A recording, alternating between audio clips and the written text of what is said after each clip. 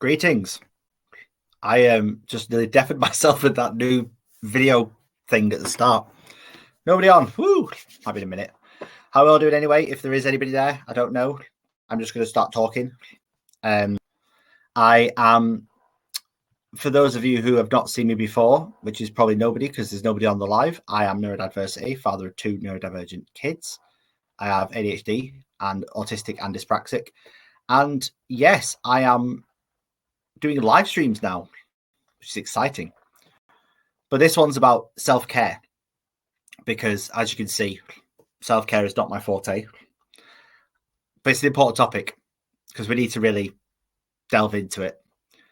So I'm going to wait for a few minutes and see who comes online, and then I'll do a bit of chatting. So yeah, see who says hello. Anybody's watching. May it's a Monday evening, so.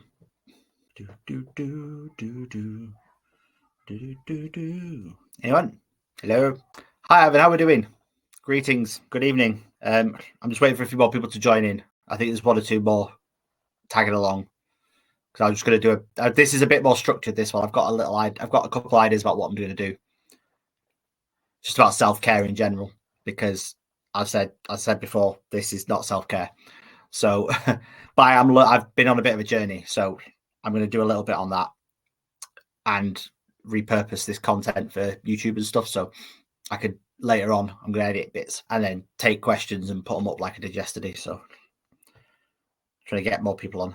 Cool. How are you anyway, Ivan? You well? So there's one person busy at work. Yeah. Is your work seasonal then, or is it just bits and bobs and as and when? Like, I say bits and bobs. I mean, is it steady throughout the year? Oh, my phone's full of notifications of me going live. Yes, I know I'm live. I'm here. Cool. Yeah, don't need that. All right. Cloud team for AWS. So that's the. So do you deal with is it like the technical back end side of all this kind of stuff when all this goes wrong on here? Because I noticed it when I was downloading my live stream from the software I'm using from Melon. I noticed it's Amazon AWS, so I'm guessing that's all the server stuff in it at that end, because that kind of stuff is not my niche. Yeah, I'll give it a few more minutes, then I'll just start babbling. Wondering, actually, I'm going to experiment with my. Okay. Oh, somebody else on. Hello, person number 2. Greetings. Who's on? Wait for a message to come up. It tells me there's 2 people on, but it doesn't tell me what platform they're on. Yeah. I mean, I also appreciate I picked a weird time to do a podcast at 7 p.m. when people probably having tea on a Monday, but I might make it 8 o'clock in the future. We'll see. Discord 3. Oh, there's 3 people on now. Awesome. I might start in a minute. I'll wait for a couple of hellos and greetings and how's everybody doing. Feel free to drop messages wherever you are, whoever you are. I can message to everybody except Facebook groups. So we'll see if people can see my message. There we go. I'll just type that. There we go. So yeah, I'm just going to do a bit of chatting really about being neurodivergent and lack of self-care, I guess. There's a few things that I'm going to cover. So I might as well. In fact, there's 2 people on. I might as well get started. Right. So as you probably know, over the last couple of years, I've had a bit of a rough time since getting diagnosed as neurodivergent with ADHD. So that was in February 2020. And I'm not going to go into it on this stream here about how cataclysmic my life has been in the last couple of years, especially the last 12 months. But hello, Townsend family. How are we doing? So yeah, I'm not going to go into too much detail about how chaotic my life has been recently, but there was a few things I really want to talk about actually that I think people might find really useful. So what I've just from my experience of self-care as somebody neurodivergent and what that means to me. So the big thing that I've learned, and I've always kind of known this about myself personally, is that I am very much of a people pleaser, sort of more of an outwardly, I take pride in helping others. So for me, that looks like things like what I'm doing now, this community work, trying to help other people get into employment. But then on a personal side of it as well, instinctively, I'm more of a, I wouldn't say more of a caregiver, but more of a people pleaser. So and not a yes man, but kind of going more with trying to keep the peace, peacemaking, all that kind of stuff. But I got horrendous self-confidence issues and always have done. And the slightest bit of criticism sets me off, which ADHD is a huge part of that. So having ADHD is the rejection sensitivity is huge, being hypersensitive to everything. Evening, Kay, how are we doing? So the hypersensitivity thing is huge enough as it is, but then how do you move from there then? Well, I've talked about my journey before, so I'm not going to go into too much detail, but moving on from that. So the last sort of 4 weeks or so, I've become really, really self-aware of what it means to look after yourself. And I don't mean that as in, I mean it in a few different facets, I guess. So the first thing that I've always known is about personality traits. And there's kind of 3 steps that have really helped me come to terms with understanding how to engage in self-care, what is self-care. And I think that's the important thing before I go into anything else, because what actually is self-care, and I don't just mean having a shave, which I've not done. So for me, you'll see this over the next sort of half hour or so, is that there's 3 kind of facets to understanding yourself and learning about who you are. And this is especially as somebody neurodivergent, I've had to go through all this, irrelevant of the separation and all the rest of it. I've gone through this journey as somebody neurodivergent. So the first part of it is the personality tests, which some of you might be familiar with, Myers-Briggs MBTI tests. The second part then came, that is understanding your attachment style. And the third thing, and that's more to do with relationships with other people. And then the third thing is love languages, which is a term that gets thrown around quite a lot. So if anybody is well acquainted with them, evening to the Katie, hello. If anybody is well acquainted with love languages and all that kind of stuff, feel free to ride this out, and also correct me if I'm wrong, because there will be things and I'll get pointed out and corrected. But from my experience, so years ago, I did a Myers-Briggs test. I knew that I came out as one personality type. Did it again, and I came out as another personality type. So the Myers-Briggs test is a really good indicator of sort of giving you a rough guide as to your place in society. It's not gospel. It's not like a gift. None of these things are a given set in stone. These are just guides to help you along the way. But I find them incredibly useful. So yeah, I'm good, thank you. Actually, Katie, yes. Although I'm looking at the comments and you're there in the camera, yes, I'm good, thank you. I'm just talking about self-care and being neurodivergent and what you guys and girls and everybody can learn from my journey. Basically, it's going to be. Let's have a look. Let's see if we can get the screen up. Yes, mood test. Yeah, they can. Absolutely. So the thing with and I'll come on to this, especially with attachment style. Especially with attachment style, is that you can change throughout the year. So personality types. I'm going to share the screen first. So the Myers-Briggs test. You can do the test yourself online. This is just 16personalities.com. You can do it while you're on the live if you want. Drop your comments, drop your things in the comments, and I'll pin some and talk about them. 16personalities.com. So on there, you've got 16 different types. I'm not going to go through every single one, but what I'll do is I'll go into greater detail on these based on your own comments, what comes up in the chat. So I will start with myself. So I am ENFP campaigner. It's quite appropriate. So this one, I was an ENFJ, which I think is a teacher. But as I got older, I became an ENFP. So I won't bore you with the details of the science behind the Myers-Briggs test, because I'm trying to keep this simple. If you do want to know more about it, this website's amazing. You can read up on it. But I'm not going to be lecturing people on what the ENFPs are and all that T's and J's and stuff, because I'll be honest, I don't fully understand them myself. I just go with the profile at the end and go, that's me.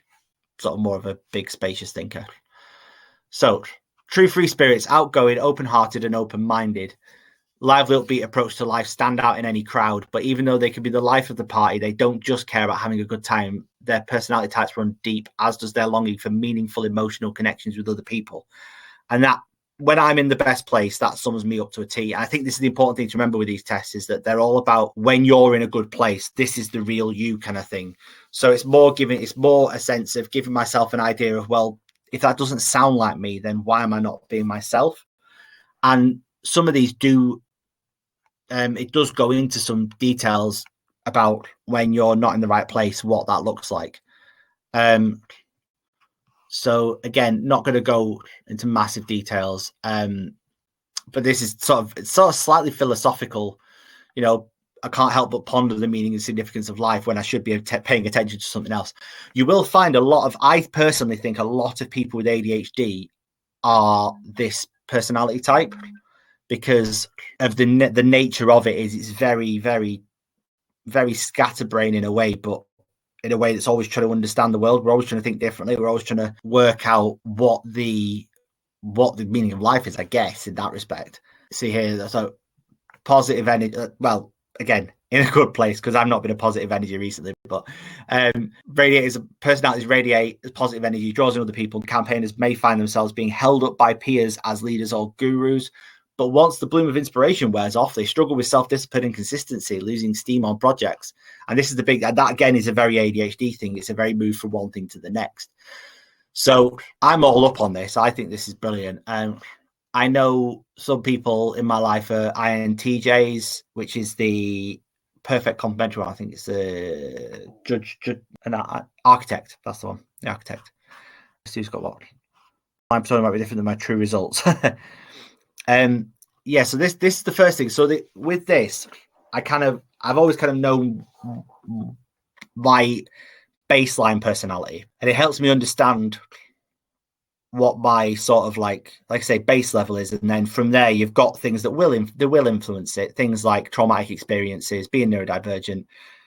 These are all spanners in the works on these particular tests, so they're not gospel as such, but if you're feeling a bit lost like I was, they do give you a goal in mind. They do give you kind of like when I am my best self, this is where I want to be, and that's definitely very me. So that's the first thing. I will come back and forth between these, because obviously you guys, if you're doing the test, it's going to take a while to do them. But so from there, that's kind of the one that's always stuck with me. And then I got into a lot of these videos online about self-discovery and stuff like that, and creators on YouTube. And there's a girl that I follow called Heidi Priebe, whom I will drop it in the messages. Heidi is an ENFP, this is where it led into. So I looked at ENFP, and I've seen a lot of Heidi stuff, and she's an ENFP as well. And the what came out of her channel, really, the next two bits really stood out for me. And I kind of had almost an epiphany about it, about how I'm so useless at being myself. The stream's kicked everybody out. I don't know. But really good with other people. So it's really helped me. I'm really confused. Sorry. I got really confused then, because I dropped from 4 people to 1 person all of a sudden. So I was wondering if it's kicked me out of a stream. But anyway, so the next thing is the attachment style. So attachment style theory and attachment theory, which I'm going to bring up on the screen now, is all about your relationships with other people in relationships. So it's, how do I stop sharing it? Still get used to this software. Right, share screen, that one, that's the one. Mediator, INFPT. Right, before I do, I've just quit the screen, hang on. You are the same as the other Katie, I think, mediator. So I will go back to, so INFP. So yeah, I'm ENFP, so very similar. It's just I'm extroverted and you're introverted. So this is where I start showing my age, because I don't know what the share the screen again. Hang on, I'll go back to the screen. Let's do window. There we go. That'll be easier. Right, window, share. So what's the next tab on here? Okay, INFP. Let's go to INFP. INFP mediator, empathy, diplomatic skills, and I missed the other one. So again, this one, somebody who possesses introverted, intuitive, feeling, and prospecting personality traits, tend to be quiet, open-minded, and imaginative, and have a caring and creative approach to everything they do. Which is it's no surprise that most people that I know that I get on with well are INFPs, ENFPs, or the other one is INTJ, which is the mentioned before, the architect. So the mediator may seem quite unassuming, but have vibrant, passionate inner lives, very creative, lose themselves in daydreams, inventing all sorts of stories and conversations in their minds. Incredibly sensitive, profound emotional responses to music, art, nature, and people around them. So again, hypersensitive is a lot of the ADHD traits, autistic traits. They all come into play here. It's very similar to the campaigner, but I think the difference between the two is that there's a lot more inward reflection on the INFP, whereas I sort of think more about the outside extroverted as in the not bigger picture, but less about myself, more about others. But then that does not in a selfish, selfless way, not in an egotistical way. It's more an awareness, I guess, of the world around. So again, this is classic autistic trait here. Mediators have a talent for self-expression. They may reveal their innermost thoughts and secrets through metaphors and fictional characters. So the role play element, certainly with things like masking and stuff, if you're not feeling comfortable with the situation and my daughter does it a lot with role play, where she will role play, and my son actually does it as well.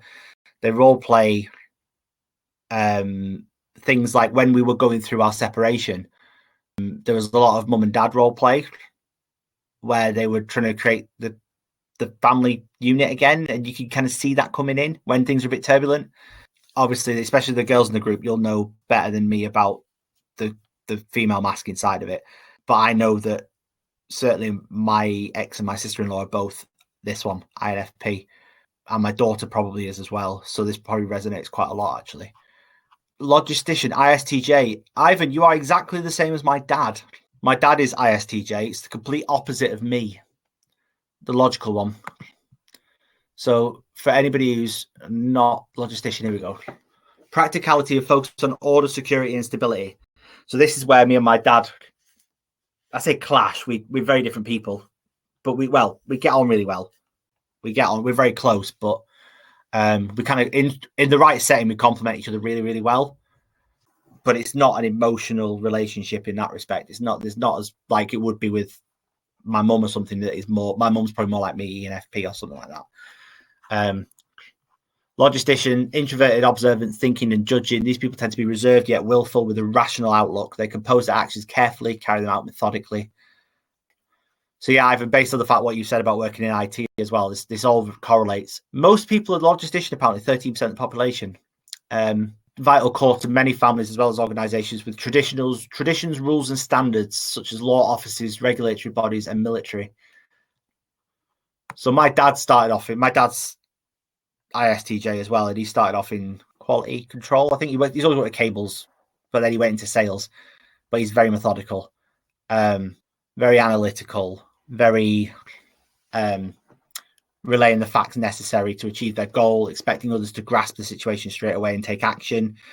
I know from my chats with my dad, we've had he not naive is the wrong word, but I think he really wants to understand what I'm trying to do, but can't get his head around it. I think, even though he's clever, he's not a big thinker like me. He's not like I'm the complete opposite. I'm very much expansive thought, instinct, gut feeling instinct. And I think the INFJ is probably the same as me in this respect. And that's the more creative side coming out. Like I said, there's so much on this. You can obviously with your own profiles you can read them yourself separately. I'm just picking highlights out. But so again, this is where sometimes, especially relationships, whether it's family or otherwise, there might be a huge clash. Combining laziness and dishonesty together is the quickest way to get on a logistician's bad side. They prefer to work alone or at least have their authority established by hierarchy where they can set and achieve goals without debate or worry over others' reliability. Dependency on... Oh, here we go. Yeah, so this is kind of there's like you start to little cracks and conflicts. So dependency on others is often seen by logisticians as a weakness, and their passion for duty, dependability, and impeccable personal integrity forbid falling into such a trap. So there's a huge, especially the introverted, there's a huge self-awareness thing there, and pride, I guess, in, I wouldn't say not seeking help, but knowing that you can logically do something like not. It's the opposite of codependent, I guess. It's independent. It is independent, isn't it?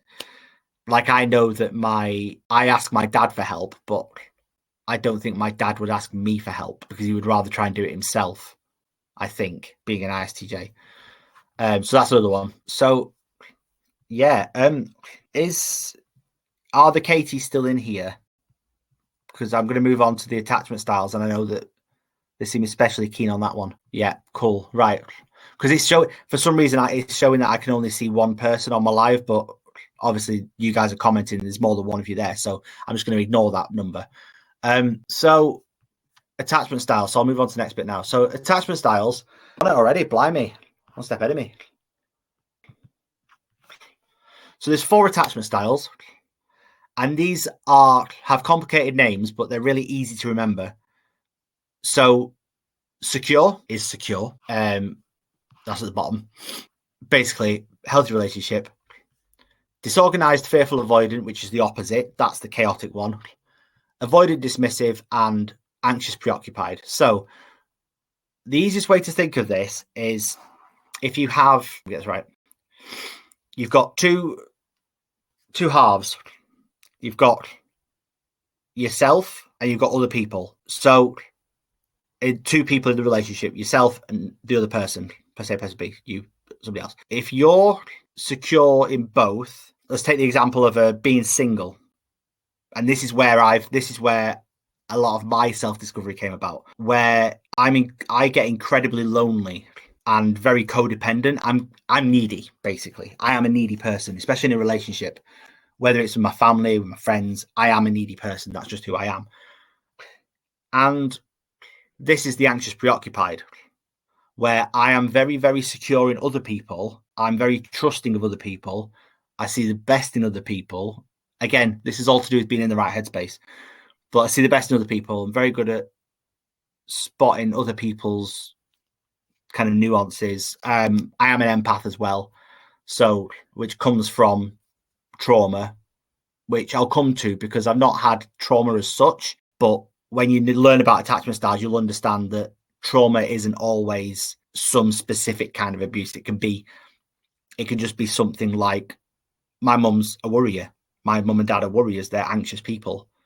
So that's been passed on to me. That doesn't necessarily, it's not that I had a bad upbringing. It just means that it's just a subconscious thing that's a family dynamic. So that's to do with empathy, and that's to do with reading other people and reading personality traits and stuff. But this is, for adults with an anxious attachment style, the partner is often the better half.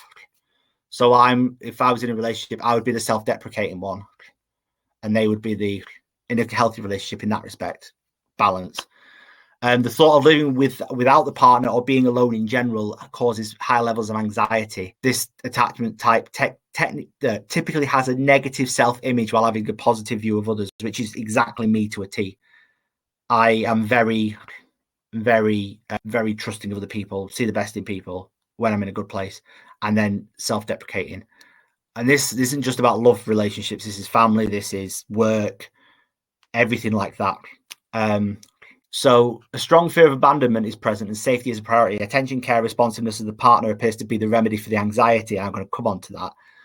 On the other hand, the absence of support and intimacy can lead to the anxious preoccupant type to become more clinging and demanding, preoccupied with the relationship and desperate for love. Now, with all respect for the privacy of my ex and my previous relationship, I'm not going into massive details there, but from my relationships in general, I've had the things that have happened time and time again. What I can say is that this has happened to me, where if I've ever dated somebody who's quite independent and the support and intimacy hasn't been in the relationship, I get more and more and more needy and clingy, and I'm like, no, come back, because I'm thinking I can see the best in that person. I like this person. I like this person. I want them to stay. I don't want them to go because I like them. And then it brings out the worst version of yourself, because all you're doing is projecting your own anxiety and your own kind of self-hate onto others. And that's what happened with me. And that's always happened with me. The moment that when people start to back off, I go, no, come back. And it spirals from there. So That's the splash me face. That's my type. Or at least, should I say, that's my baseline type. So, like Classic K said, you can flick between these. You can move around. You can almost train yourself to get to the secure stage and learn about yourself that way, about looking after yourself. So, disorganized, fearful, avoidant. This one is right. So this one is the one where you don't value yourself and don't value others. But by that, I don't necessarily mean it again, it's not a negative thing in the sense of selfishness. It's more to do with negative state of mind and positive state of mind. So skepticism, things like that. So tends to show unstable and ambiguous behaviors in social bonds. For adults with this style of attachment, the partner and the relationship themselves are often the source of both desire and fear. And note it says the source of desire and fear.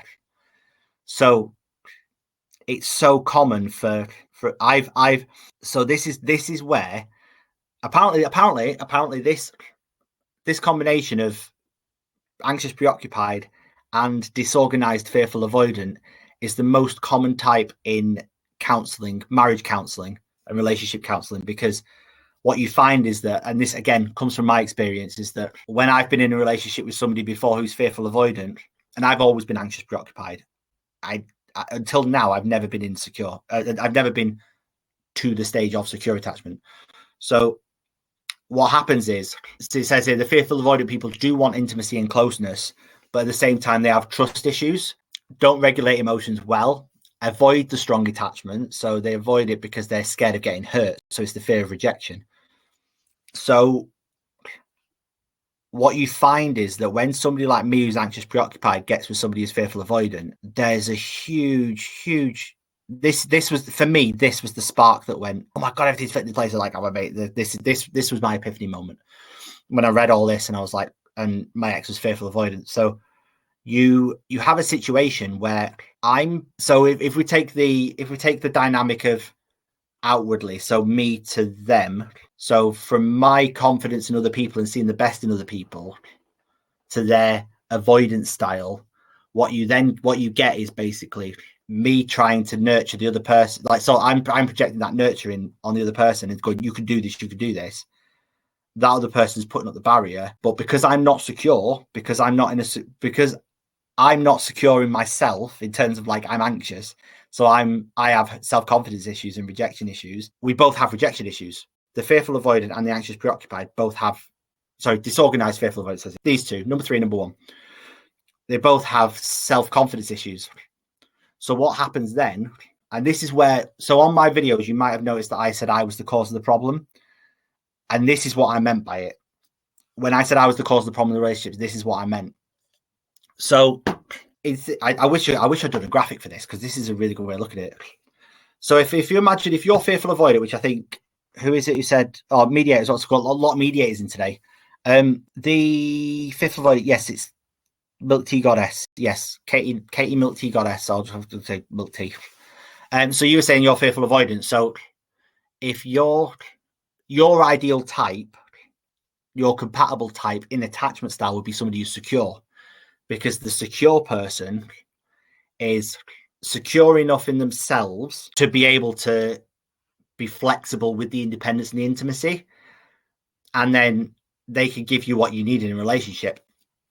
So that was where my issue was that as somebody who was in an anxious, preoccupied state, I would project my caring nature onto the other person. They'll be like, nope, wall goes up. To me, that's rejection. So then I become not my best self. I start self-deprecating because that's my style. The fear of the loneliness, the rejection. That then projects onto the other person as me, as an anxious, preoccupied, clinging onto them, going, no, please come back, kind of thing. And clinging onto something that I shouldn't have been clinging onto. Or at least trying to help somebody that doesn't want my help. That's another one. So anxious, preoccupied people, especially myself, like, we're trying to help people and they don't want our help. And it's like, back the F off, like, and then we get rejected even more and it hurts more. So it's a never-ending spiral if you don't know about these things, and I didn't. So that's why you need somebody who's in a secure place, because the secure person can give you that support you need. And then if you think about, it talks about here being the trust issues and stuff and regulating emotions, fear of getting hurt, then the secure person doesn't take it personally. So comfortable expressing emotions openly. Adults with a secure attachment style can depend on their partners and in turn let their partners rely on them. Relationships are based on honesty, tolerance, and emotional closeness. The secure attachment type thrive in their relationships, but also do not fear being on their own. They do not depend on the responsiveness or approval of their partners and have a positive view of themselves and other people. That is the goal. That is the end goal. And the important thing to realize here is that you can get to that place. And that's exactly what I've done in the last month when I've been on TikTok and I've had my little epiphanies. Oh my God, I'm learning about myself and stuff. This is what I've been talking about, is that I'm in a place, I've moved for the first time. Even Sarah, how are we doing? Sarah, if you've not done it, there's it'll be in YouTube chat, 16personalities.com. Have a look on it. Unless you know your Myers-Briggs test. So secure attachment style is the end goal. I'm now at that place, finally. It's took me like 35 years to get to that place. But I am at a place now for the first time in my life where I can go, do you know what? If I had to be single for the rest of my life, I could be single for the rest of my life. I mean, don't get me wrong, I'd probably hate it. But I have absolutely no issues whatsoever with, I don't feel lonely. I feel lonely, but I don't feel like, I don't have that despair, that internal despair. And the same goes for family relationships and friendships and work and all sorts. I'm starting to lose my fear of rejection on the basis that I am learning how to become secure in myself, which is the self-care thing. And it's all leading on to, each bit is leading on to each bit. Okay, sorry, I didn't share the link, did I? This one. It's just attachmentproject.com, this one, because there's a quiz on it. I'll type that in there. There we go. Yeah, so even if you're not in a relationship, Katie, it's think about it in the context of your relationship with other people. So your relationship with the people around you, and you can contextualize it that way. Now, I'm going to come on to the healing process in a bit as well. So yeah, Kay's got a partner. So it'd be interesting to know, Kay, what your partner's type is and stuff, because like I say, with mine being, I'm the same as you. I'm exactly the same as you. I'm anxious, preoccupied. But I've traditionally gone for girls that are fearful, avoidant, just by circumstance, not any other reason. But then that means I've not been compatible. I've not been a compatible partner for them. So, and obviously the other side of it is, if you are the secure person, if you are in a secure attachment place where you are in a good place, you can be with these other people and see the best in them, but then not take it too personally if it doesn't go right or doesn't go your way. And I think a lot of it, and again, this is when I talk mostly about romantic relationships, but it can apply to anything. It can apply to siblings, it can apply to friends or whatever. The self-care thing is a cycle where if you get yourself to that secure attachment place, you then become the best version of yourself. And then because you're becoming the best version of yourself, others are seeing the best version of yourself. They like you more. They want to be your friend more, want to spend time with you more. They want to get to know you more. You then get the confidence then, and it feeds itself then. If you're in a secure attachment place, you shouldn't, in theory, have any of the issues that come with things like ego or narcissism or anything like that, because those generally breed from the other three. I'm going to use that point to lead on to the next one that we haven't talked about, because nobody in this chat has it, which I'm glad, because this one is the one that is probably this is the one that can cause a lot of the problems, actually. Avoidant dismissive, which is self-worth, nobody else. This is the independent one. This is the I've been left on my own to deal with this, F the world kind of thing. Dismissant avoidant type would often perceive themselves as lone wolves, strong, independent, and self-sufficient, not necessarily in terms of physical contact, but on an emotional level. They've got high self-esteem and a positive view of themselves. The dismissing avoidant type tend to believe they don't have to be in a relationship to feel complete. So they tend not to get into relationships in the first place. They do not want to depend on others, have others depend on them, or seek support and approval in social bonds. Adults with this attachment style avoid emotional closeness. They tend to hide or suppress their feelings when faced with a potentially emotion-dense situation. So this one, I think, can be the most toxic of the lot. Because when I may be wrong on this one, because I'm not a psychologist, I'm not a psychiatrist. This one to me screams, that's the guy that's in trouble or the girl that's in trouble. That's the one that's gonna, if they don't sort their issues out, something's gonna happen. Because they don't trust other people. All this, like all the things that I don't know what I can and can't say on these chats, but all the stuff that goes off in America with certain things and happening and all the chaos over there, and people go on these sprees and stuff. I think a lot of it is this. It's undealt with. All three, I'm pointing at the screen, you can't see it. All three of these is the cursor. Let me see the cursor. Can't see the cursor. But all three, number 1, number 2, number 3, there's with every single one, there's an element of trauma involved. And it can manifest itself differently for each person. So, like I say, in my case, I didn't have any major issues in my childhood, but my parents are both anxious people. They both worry a lot, by their own admission as well, not just clinically, but they do worry. They're worriers. I am. So that's where that's come about. The dependency, the codependency, the neediness, all that kind of stuff. Avoidant dismissive is the opposite.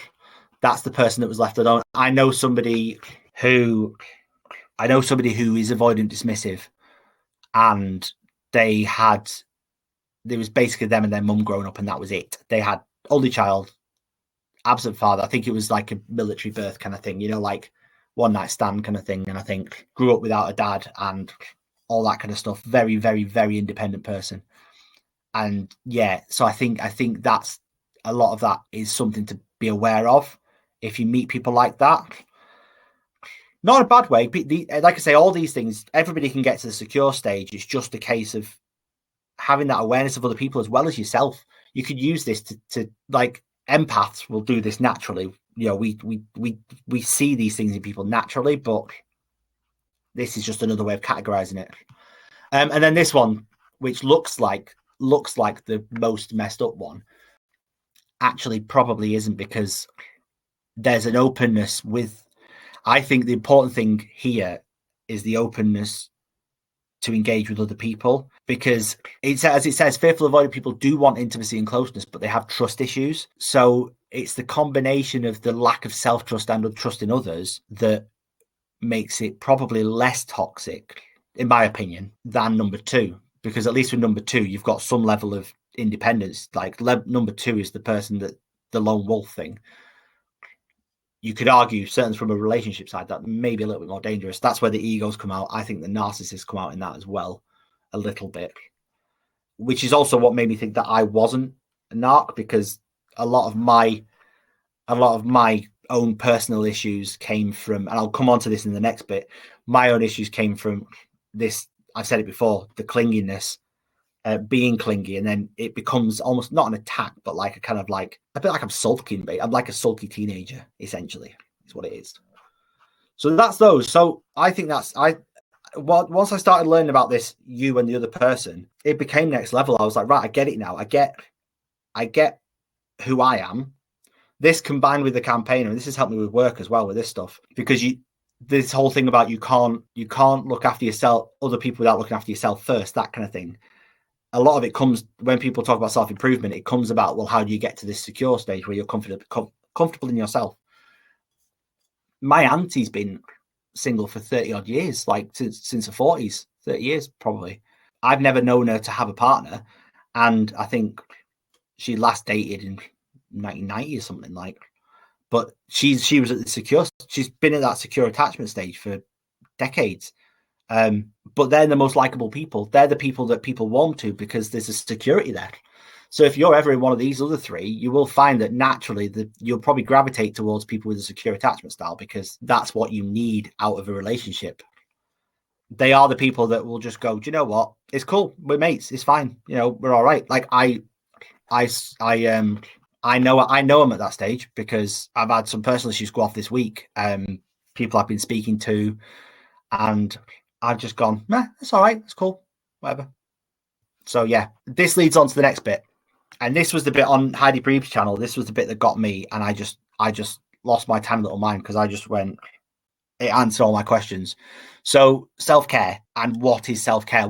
So we know what self-care, kind of how to get there in terms of the attachment styles and stuff. We know what the end goal is, but how do you actually get to self-care? And to get to self-care, you've got to kind of go to another tab on your browser, which is the 5 love languages. Now, this one is on 5lovelanguages.com. It's another creative website name. No, I think this one's got a quiz as well. So this one, 5lovelanguages.com. So Heidi Preeb's channel, she talks about love languages a lot. And one of the things that came up was she's got a video on it, and I'll link to it because it's the video that I literally jumped out of my seat and went, oh my God, this is it. And it was, how do you turn, because love languages often seen as how do you show your love to the other person? And again, we're talking love as in friendship, family, colleagues, whatever, but it never gets talked about the other way, as in how do you, and you also receive love languages. So it's the idea that you receive physical affection from another person, or you receive quality time from another person, or spending time with them, receiving gifts, as it says on there, that kind of thing. But nobody ever talks about how do you do this for yourself. So if you're single and you're on your own, like I've been, and at one point, at the new year, I had nobody apart from my mum and dad and my school friends, pretty much. And even then, I'm only close to my mum. I'm not close to the rest of them, really. Maybe my dad. So I watched this video and I was just blown away by it. She talks about love languages as being, how can you turn that on yourself? So how can you, this sounds funny, but how do you love yourself? That's what it is how do you love yourself? So how do you use those love languages to give them, to take them back again? So it's a bit like bouncing it off a wall or something, or a mirror. And she worked through them all one by one. And like the last one is me. And I'll come to it. But she goes through like the 5 love languages. So she goes through acts of service. So this is what it means when you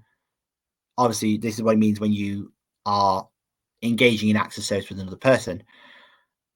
But this is how you engage in acts of service on yourself. So actions speak louder than words. So it's how do you action that for yourself and do something for yourself. So obviously quality time with yourself is being on your own and having that space to reflect. Receiving gifts is treating yourself, but it's not just, the important thing is that when it says gifts, it doesn't just mean materialistic gifts. It means the concept of gift giving. That whole thing about kids and pebbles. Like my son's upset. Like my kids just make random stuff and then just give it you. And that's so endearing and just like amazing. Like they just give me random drawings they've done, or like, and you're like, what the F is this? And you just like, thank you.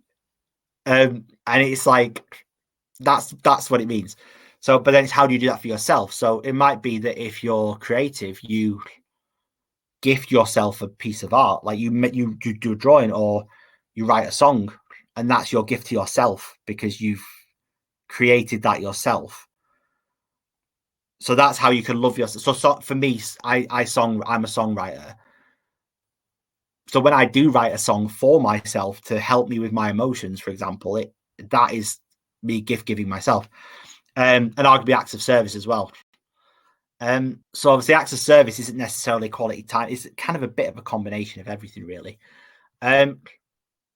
Like I say, Heidi's video does this a lot better than me. But these are the ones I kind of want to come on to. Words of affirmation and physical touch. So my personal spread of these was, if I can remember, I can't remember the numbers, but I had 4. I was really all rounded. I'm 4 of them the same, and the only one that was a little bit extra was physical touch. So it was something like 25% physical touch and 19% the rest, or something like that.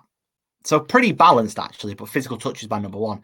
And I've commented on TikTok about it before, how incredibly touch starved I was for months and months and months, especially COVID. COVID was just horrific. And so from a giving and receiving side of it, the words of affirmation, hearing those words, that's another one. I'll be honest, I thought I'd be stronger on that one, but I'm not.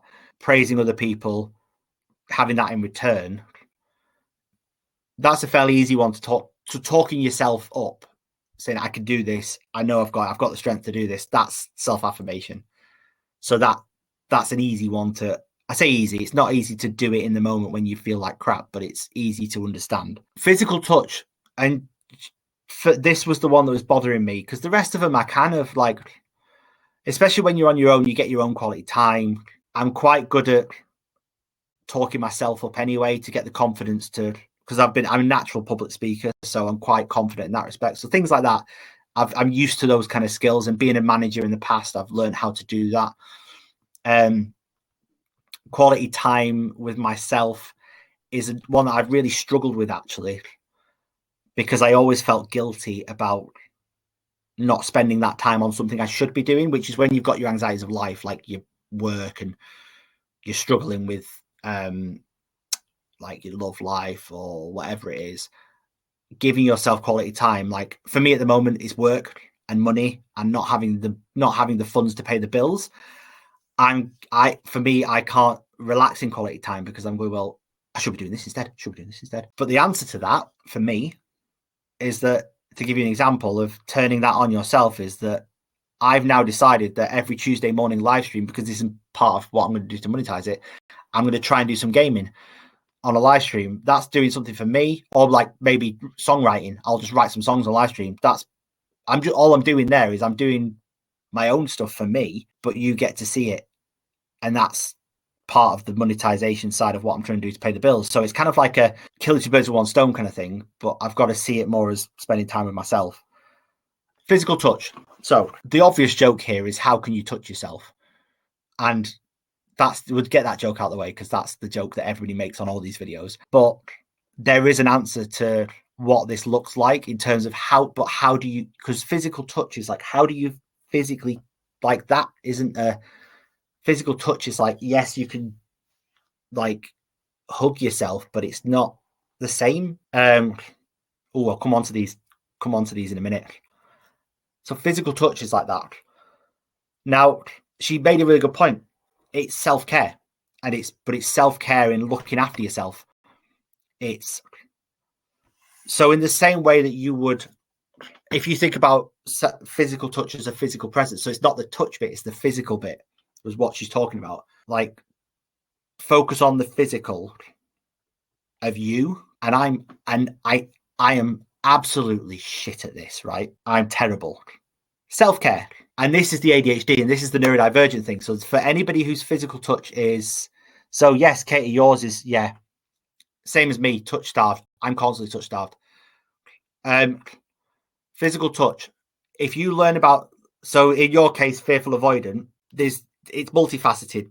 I would say focusing on from what I gather, focusing on yourself first and your self-love, but bringing that up. Don't lose sight of the fact you're an INFP, because the INFP bit will help you understand yourself better, but it'll also help you understand your relationship with other people, so you can build on your relationships with other people, because you're being the best version of yourself at the same time, and it feeds itself. Then the last thing you want to do is get in that lone wolf territory of the other one. So from a neurodivergent side of it, the self-care is the bit that yes, weighted blankets. Oh my God, the weighted blanket. Yes. Yeah. 100% weighted blanket. Absolutely. The self-care, sorry, to get back on track because my meds are wearing off. You have to focus on your physical being. Personal hygiene, which I hate admitting this on a live, but I'm going to do it for the purposes of education. I am terrible with personal hygiene. I never used to be. I used to have, when I had routines of being out and about. I work from home now. I need a shave. I had an hour break earlier to have some tea. So all I've eaten today is 2 pieces of toast, and I bought a packet of crisps and I didn't even eat them. Where are they? They're there. Didn't even eat them. That's exactly what I mean. I brought them in and I didn't eat them. And they'll probably stay there till next week. So yeah, shave, not had a shave, not shaved my head, not cleaned my teeth today, not had a shower for a couple of days. Basically, I'm a scruff, right? And that's not through me consciously doing that. I'm not choosing not to do these things. I went upstairs at 5 o'clock to get a shower and fell asleep. And then I went, oh, I've got a light, blah, blah, blah. So this is the thing with ADHD and time blindness, all that kind of stuff, is the self-care, the self-love. That's the answer. So as somebody anxious, preoccupied, to get to the secure stage where I'm happy being single, I'm happy being in a relationship, I have to be happy with myself. How do I be happy with myself in the context of the physical self and the physical touch? So this comes back to the physical touch thing again. I say losing weight because I've put on 3 stone. I should be slim framed and I'm not. I've just got dad bod. I'm not bothered about muscles. That's not my thing. Shaving, hygiene, eating better. I have a crap diet.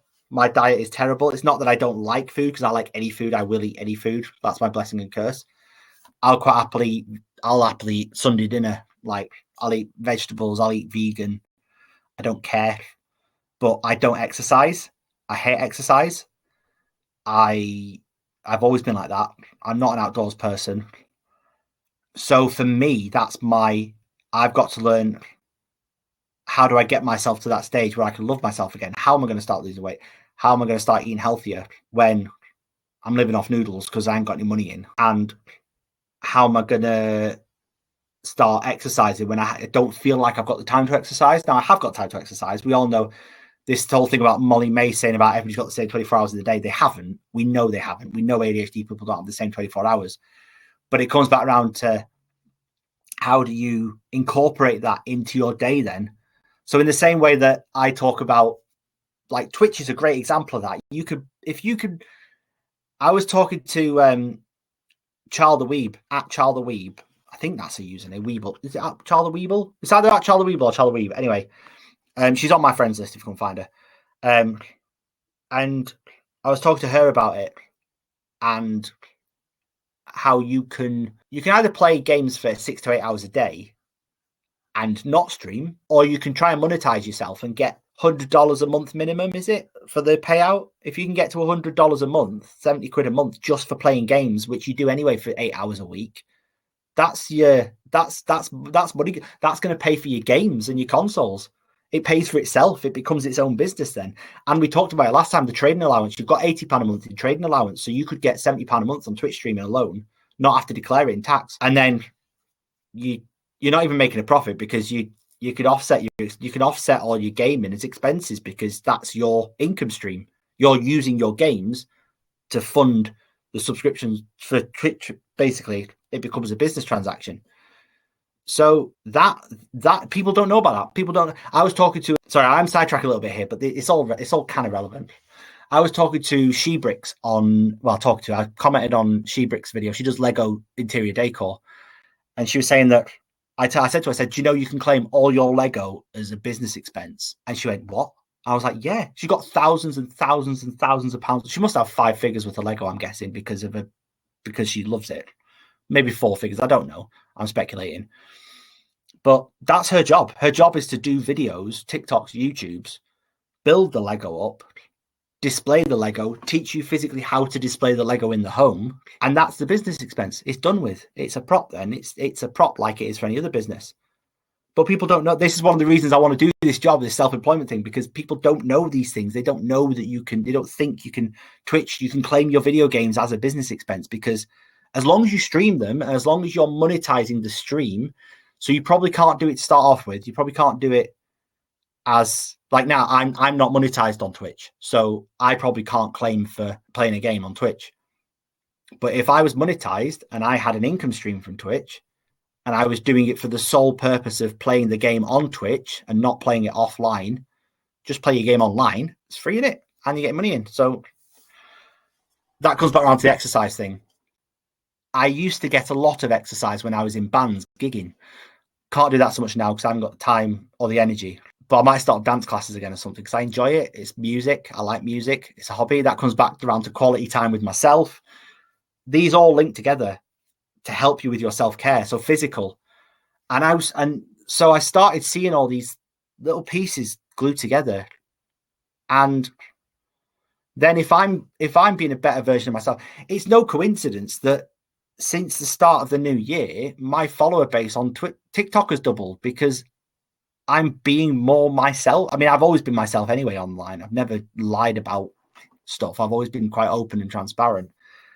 But I don't think it's any coincidence that now I'm secure. I'm doing better I'm doing all the things I want to do. I'm doing this job. I'm doing this, I'm making steps the money's not great, but I'm making steps to put things in place to help other people. And I'm taking steps to spend time by myself and be comfortable with my own company, which I never thought I would be. I never thought I'd be that person. And now I'm quite happy just being like, yeah.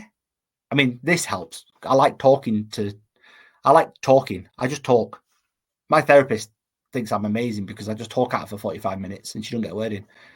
So, yes, that's what it comes down to.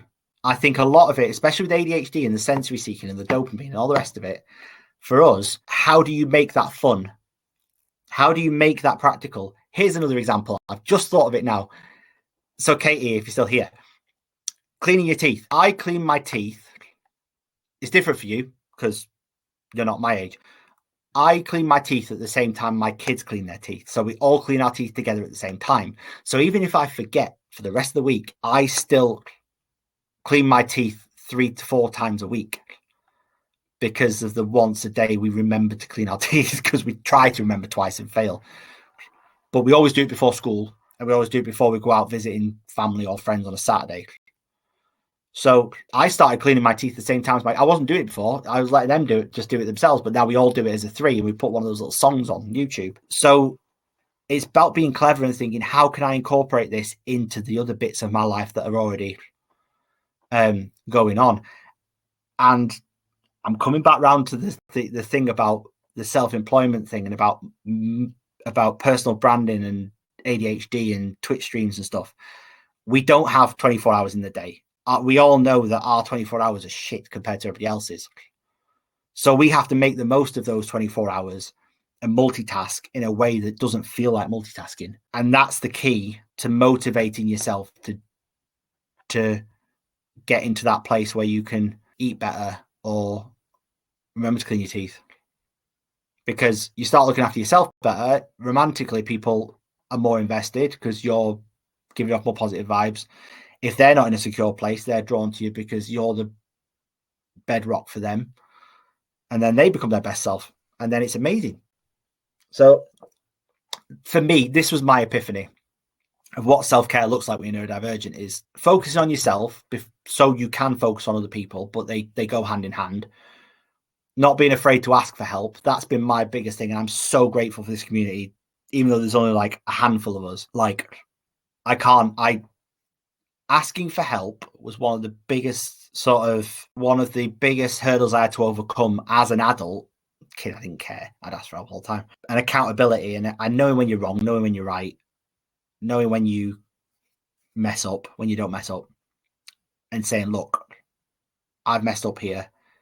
Or not even messed up, like I'm in deep shit. Like when I lost my therapist, my support worker, and my agency work within Christmas week. Bear in mind, I had Christmas, my birthday, and New Year's all in that week as well. And then on New Year's Day, my ex told me that she was seeing somebody, and I was like, just the whole week was a shit show. And I spiraled. Actually, that New Year's Day, I met on the live stream. I rock bottomed again for 24 hours. I rock bottomed and came back up again. And we started me watching these videos. And I think you got to kind of ask for the help when you need it. So I said to my dad, I said, I'm really struggling. Can you come and help me out? And every Sunday he comes and helps me paint we're still not finished painting the house.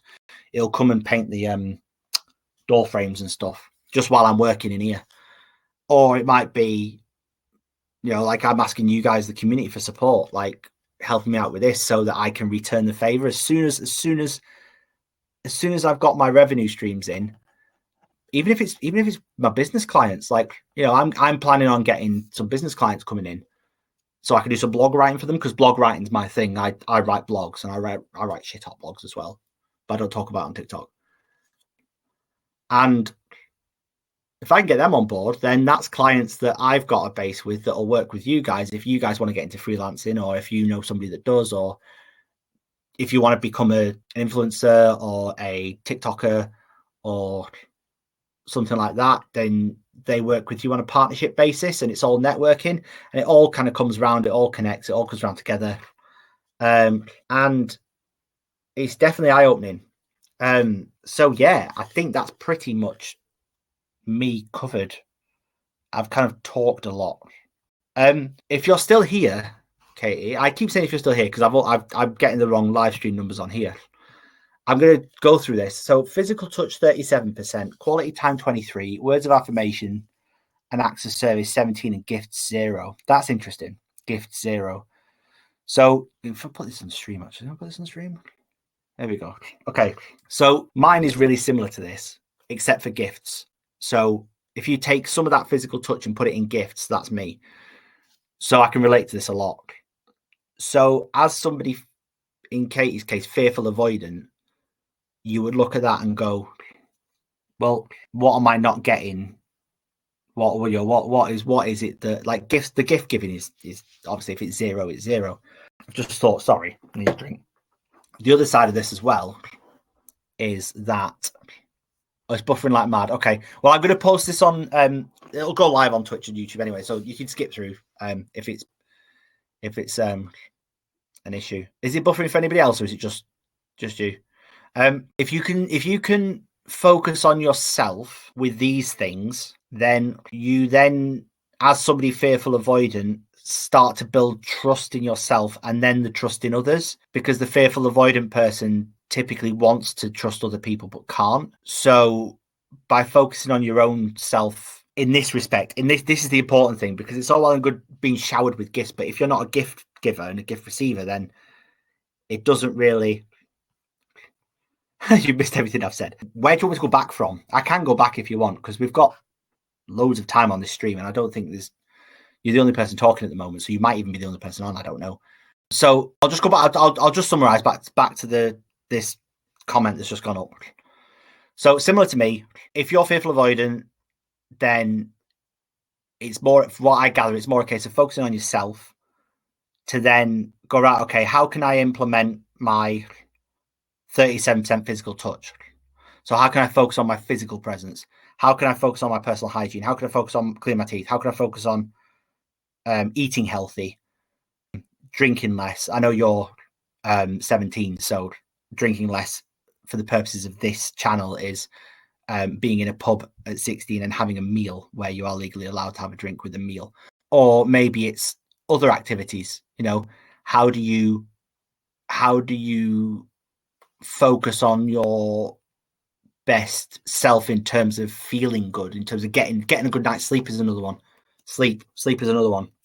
Huge thing. So that comes under physical touch, getting a good night's sleep. Again, that quality time sinks into that. Words of affirmation, acts of service, I've kind of highlighted them because a lot of this is similar to me. But in your case, the emphasis on physical touch there is huge. And you can almost use these other ones to kind of complement that. So it's definitely worth looking at.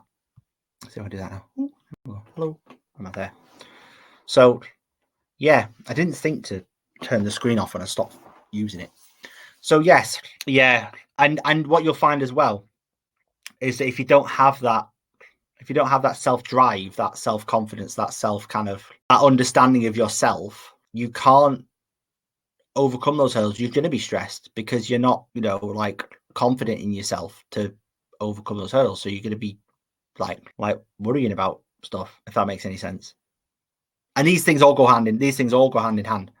Like, I know that even though I'm at a secure attachment style now, just on the cusp of a secure attachment style, I need to massively focus on my physical touch. For me, my self-care, because that's the only thing that, in terms of my ADHD and being neurodivergent, is stopping my productivity, is fatigue, tiredness, those kind of things.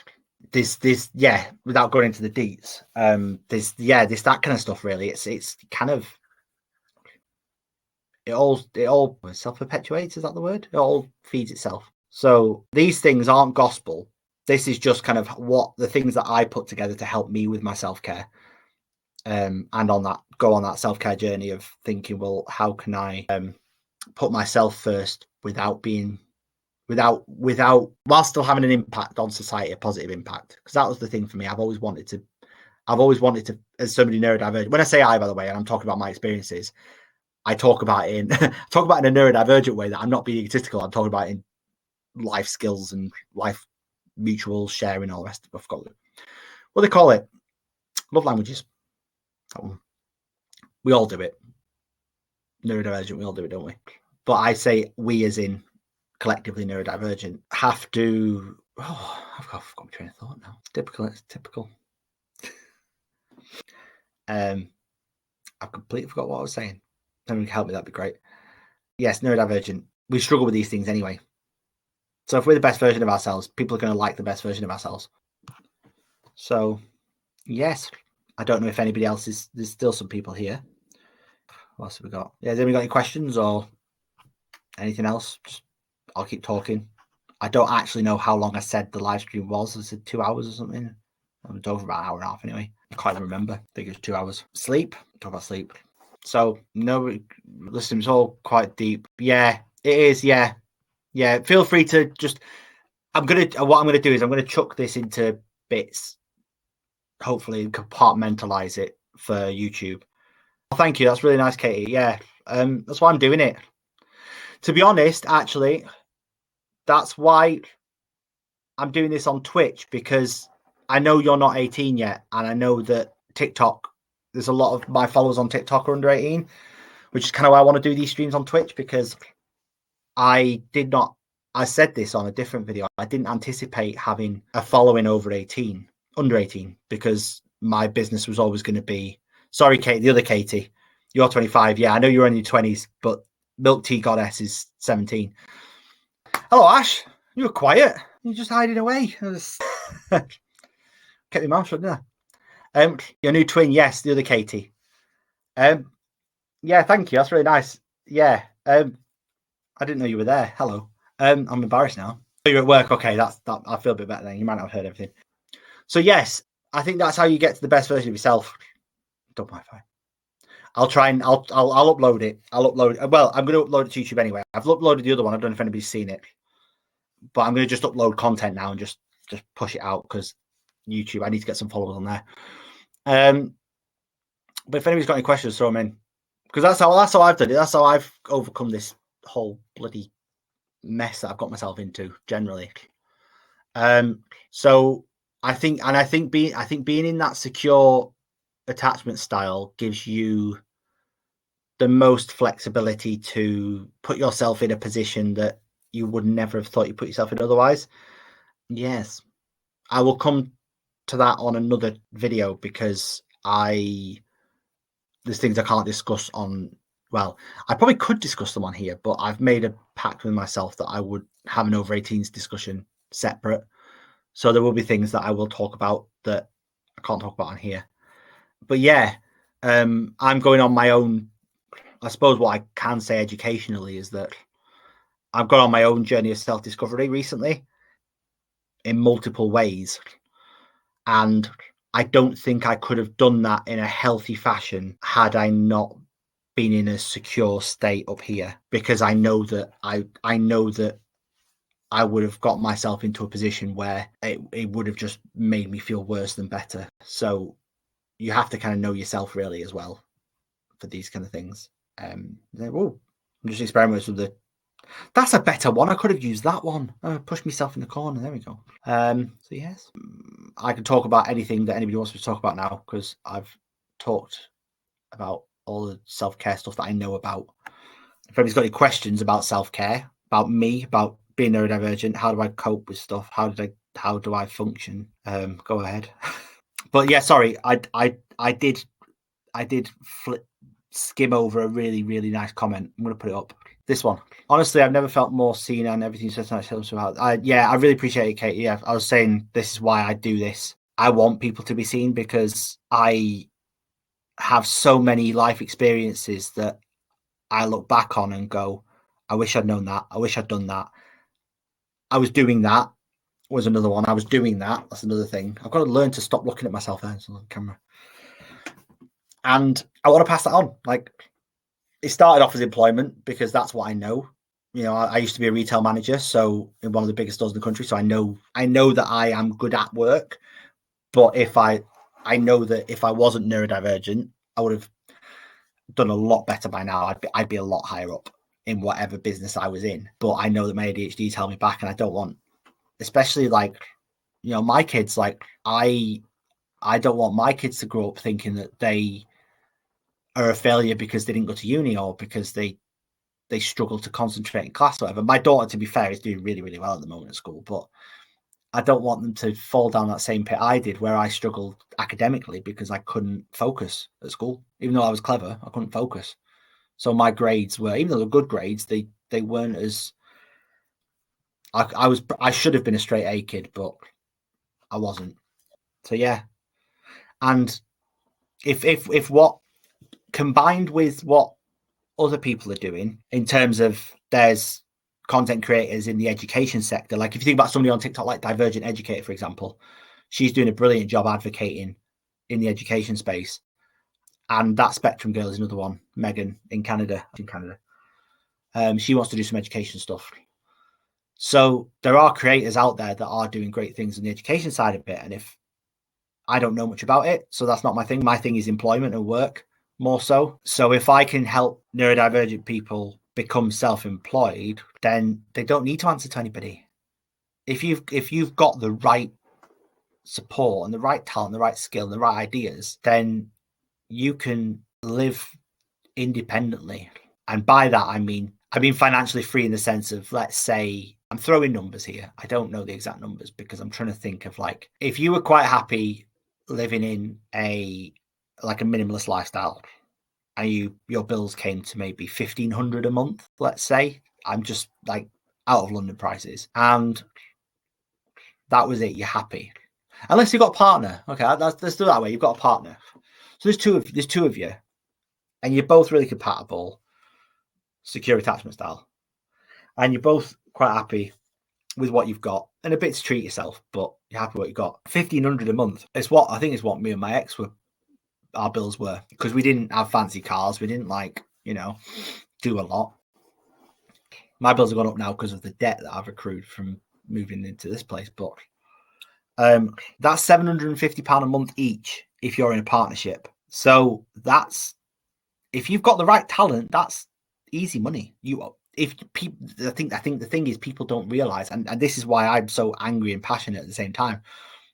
People don't realize it's not easy to make money at all. It's not easy. It takes a lot of work, and you guys have seen the graph that I'm putting in to build this network up. But when you look at the numbers and you run the numbers, there's so much scope for, whether it's, like, I know that Milk Tea Goddess is doing floristry at the moment, so posting pictures on Insta, getting an Instagram following, you can start monetizing your following after 1,000 followers on Instagram, because you can put yourself on a website like Pearpop and say, get deals and sponsorship deals and stuff, and reach out to businesses that way, or Intellifluence is another platform.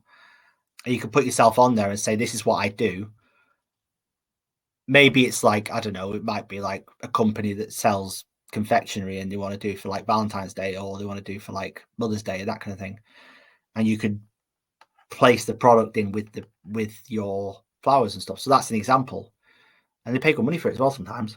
There's all this kind of little things like that. The Twitch stream is another one.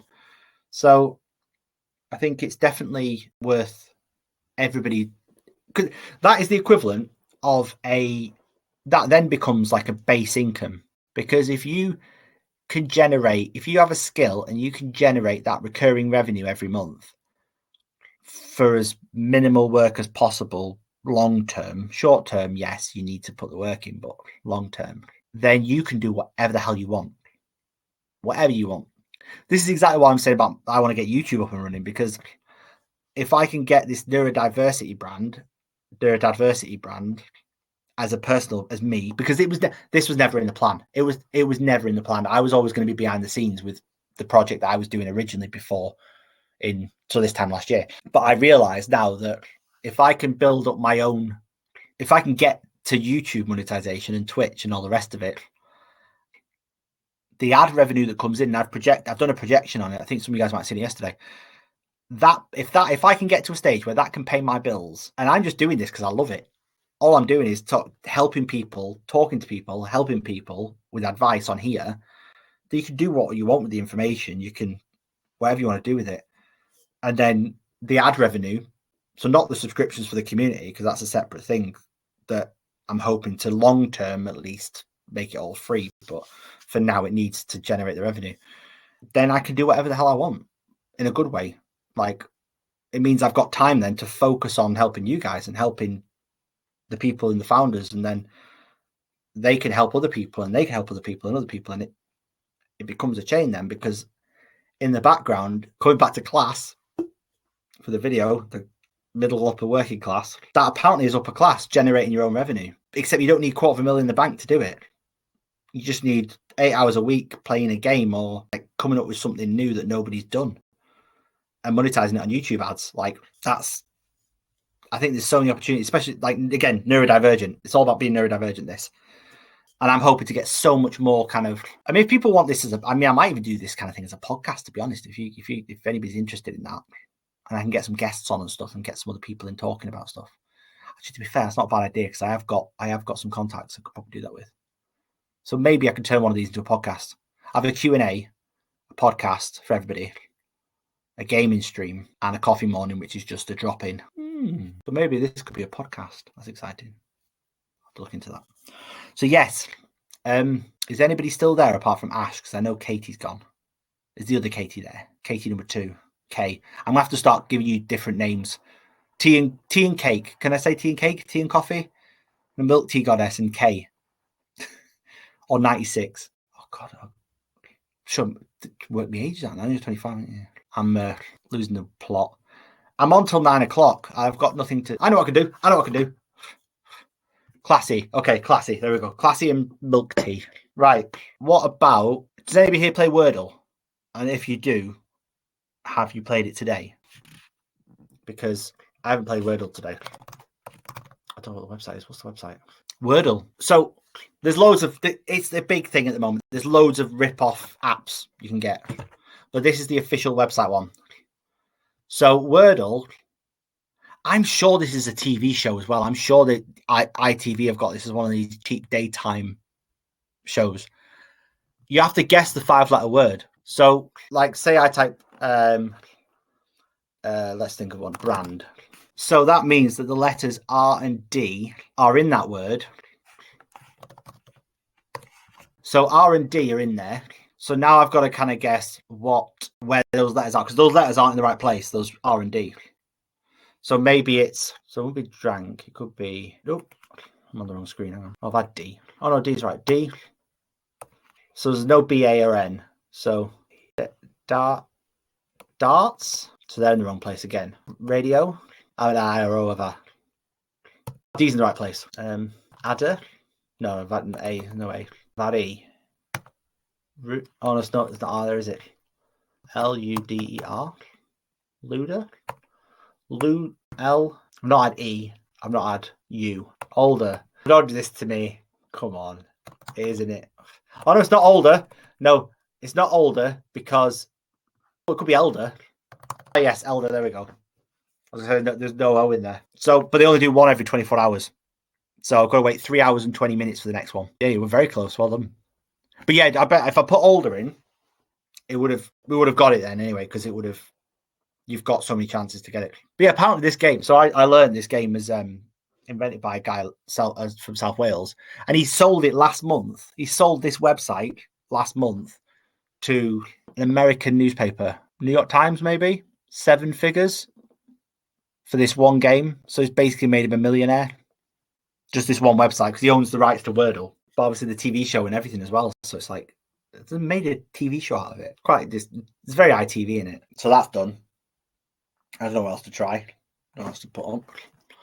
Should I end the live stream? I'm just chatting. I could just chat. I could just keep chatting to make content, couldn't I? What could I do? What could I do? Struck me weird. ASMR. I'm so funny. I'll stop sharing the screen now. I think everybody may have disappeared. Classy came out to be here. Right. I think I'm going to scooch because I've run out of content. And I don't think anybody's got any questions. Unless you've got any questions. In fact, Classy, are you still online?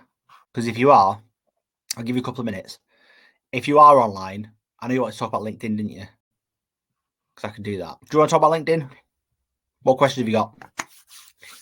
I've got a quarter of an hour. So tomorrow, yeah, fine.